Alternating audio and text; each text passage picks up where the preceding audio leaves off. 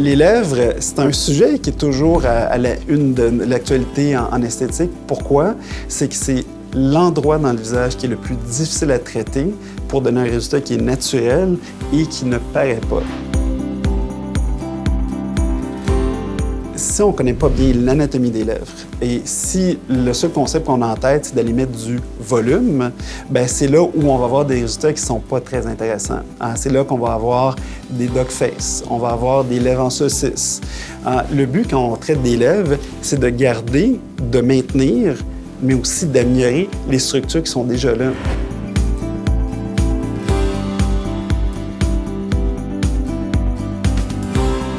Quand on regarde des lèvres qui sont jolies, bien, il y a deux choses.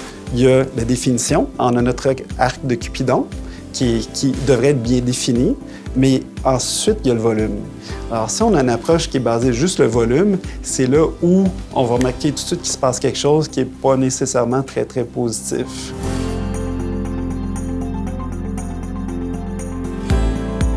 On essaie d'aller restructurer et ensuite, on va donner le volume.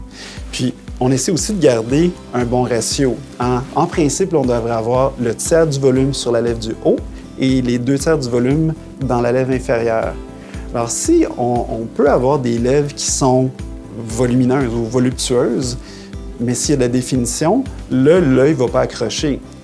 L'exemple fréquent, c'est Angelina Jolie. Si on regarde ses lèvres, bien, tout le monde s'entend pour dire qu'elle a des belles lèvres, qu'elle a des grosses lèvres. Mais pourtant, les gens ne se disent pas « Ah, regarde Angelina Jolie, elle a 2 saucisses ».